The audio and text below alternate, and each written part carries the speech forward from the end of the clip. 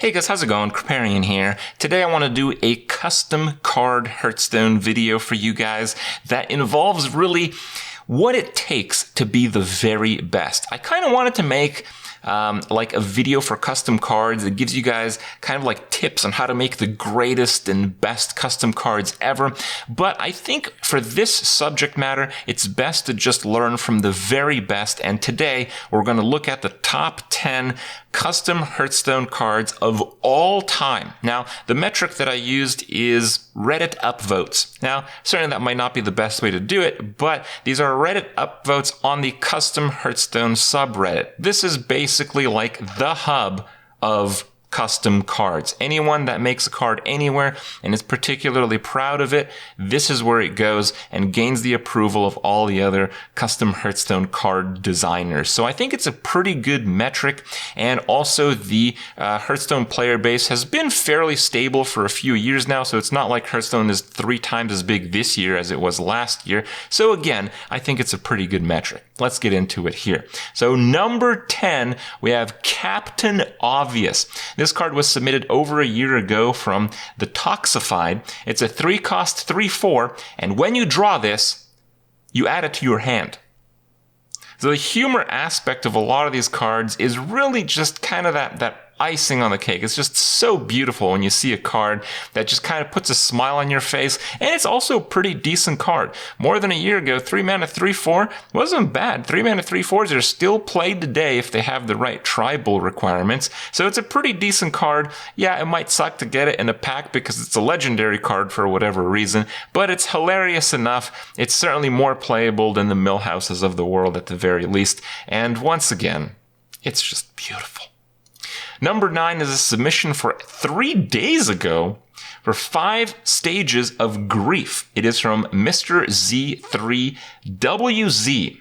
So it starts off as a minion, a legendary 7-cost minion, a 3/7 taunt with shuffle Denial into your deck. So, okay, it's a pretty crappy static card, but let's see what happens here. So Denial is a 5 mana cost spell, and it returns on all minions to their owner's hand, and it shuffles Anger into your deck. So a very powerful effect, and you get yet another thing that you can draw. Anger deals 5 damage to all minions, and it shuffles Bargaining into your deck. Bargaining is a 5 mana cost spell as well that swaps minions with your opponent. So whatever's left, it's just, constantly trashes all the stuff your opponent's playing.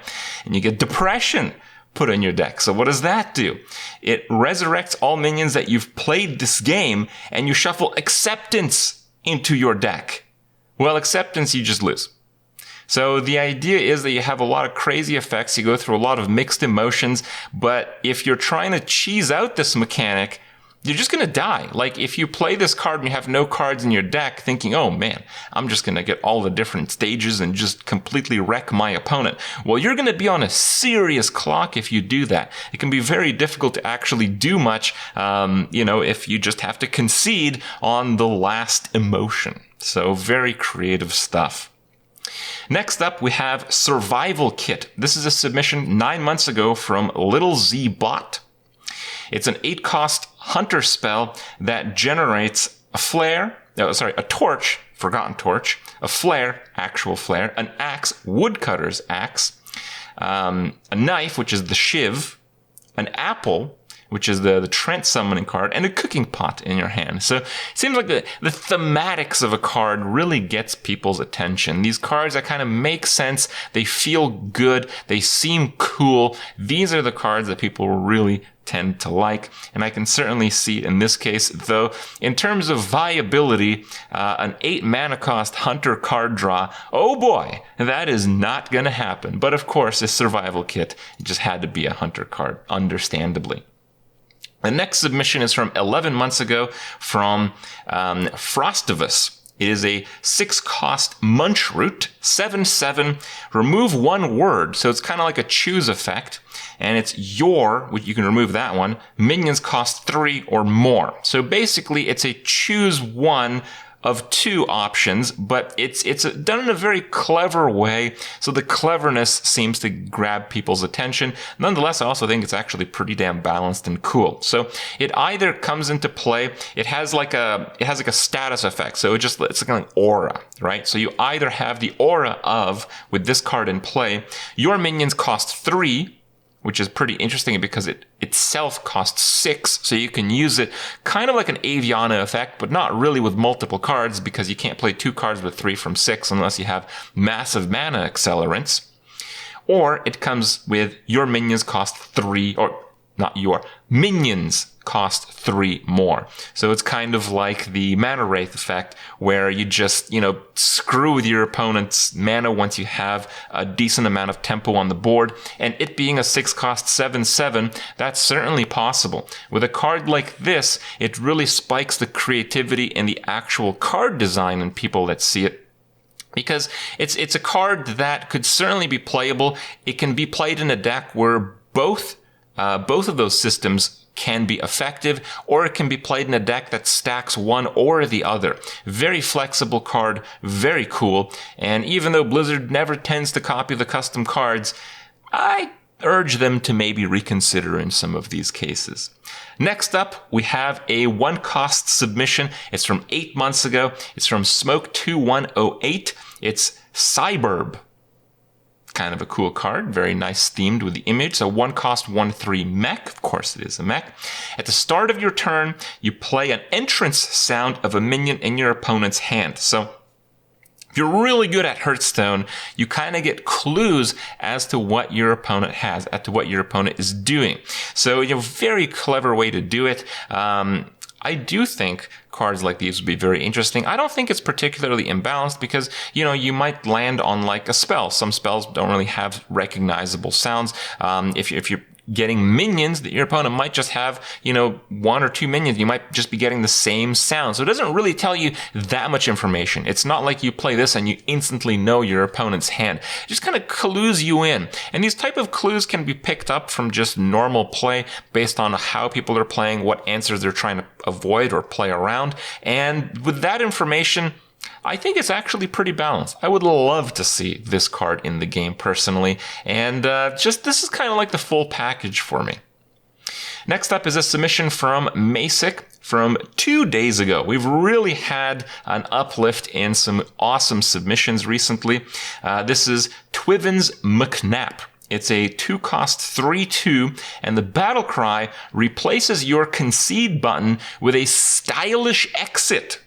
So, if you were to concede that game, instead you can press the stylish exit button, and as a result of doing that, it just automatically plays certain lose conditions that are just incredibly spectacular. We have full Northshire, 4 Northshire clerics, 4 Circle of Healings, and 1 Wild Pyromancer. The best part about this is, I think if you have like Mal'Ganis in play, you actually don't die. So I wonder how that would actually interact, and I think that kind of adds to the card's mystery, to the card's intrigue when people look at it. You kind of wonder if these effects would actually kill you. It's very interesting when custom cards have clear mechanics, but when you really think about the consequences of those mechanics being in the game itself, you wonder what would happen in those fringe situations. This is an aspect that I think Blizzard developers do quite well, and I'm surprised that, thinking back, it's not seen in more custom Hearthstone cards than just the ones we review. The other big stylish exit is League of Failures, Reno Jackson, and Auchenai Soul Priest. So instead of full heal, you just full die. Of course, I believe armor can get you out of it, but nonetheless, again, a little bit of mystery there, what will really happen. And the Ultimate Sacrifice. I think this one actually gets you. The Ultimate Sacrifice is Sacrificial Pact and Lord Jaraxxus, but I think those have to be reversed. Otherwise, maybe if your opponent has Lord Jaraxxus, it kills him before it kills your own Lord Jaraxxus. Nevertheless, amazing card design, and certainly grabs the attention of most people, as it has already. Next up is a submission 9 months ago from one randomizer. It is the Zodiac Thief. It's a 7-cost 7/7 with a battle cry to steal your next fatigue card as a 0-cost spell. So it's not like totally broken. It's not like it steals like every single fatigue that you don't take fatigue damage and it's like a permanent effect with a battle cry. No, it's just a 7-mana 7/7, which is not particularly good in terms of stats at least. And instead of taking your next fatigue hit, so maybe if it's your first fatigue damage, or maybe it's your last fatigue damage, you get the fatigue as a card. So in that case, instead of taking 5 fatigue damage as an example, it would give you the Zodiac token to deal 5 damage to something that you choose for 0. So extremely creative. It's very, very interesting how Hearthstone has a game system where so many things are possible. So many things can be taken advantage of, changed in a crazy cool way. And this, again, takes hold of that and explores what would happen, not if we circumvent the fatigue mechanic, but what if we convert it into something that we can use. Third best, we have The Living Mountain. It's from 3 months ago from Kripparrian. It's a 9-cost 3/15 taunt, and it takes up 4 spaces on the board.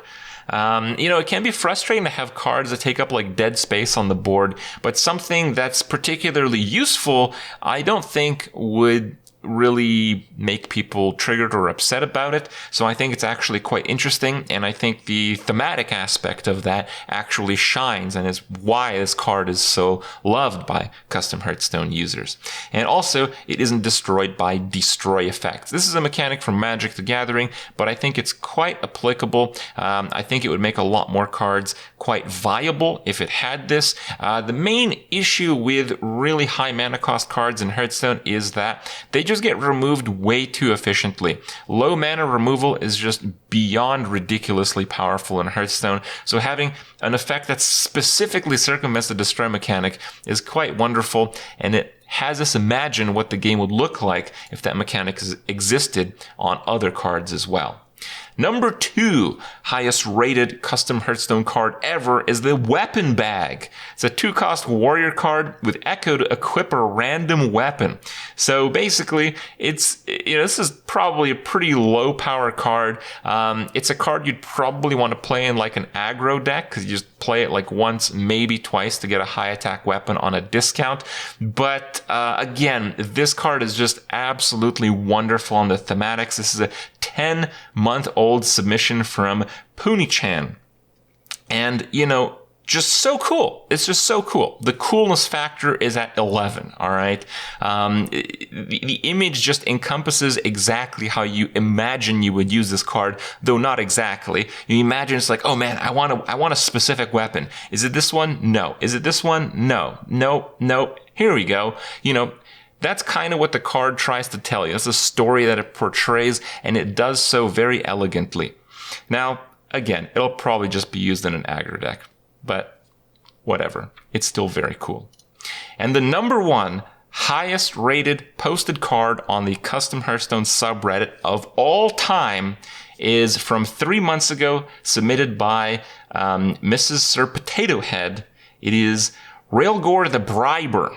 It's a 6-cost 3/4, and the battle cry, if your opponent concedes on their next turn, add 10 gold to their account.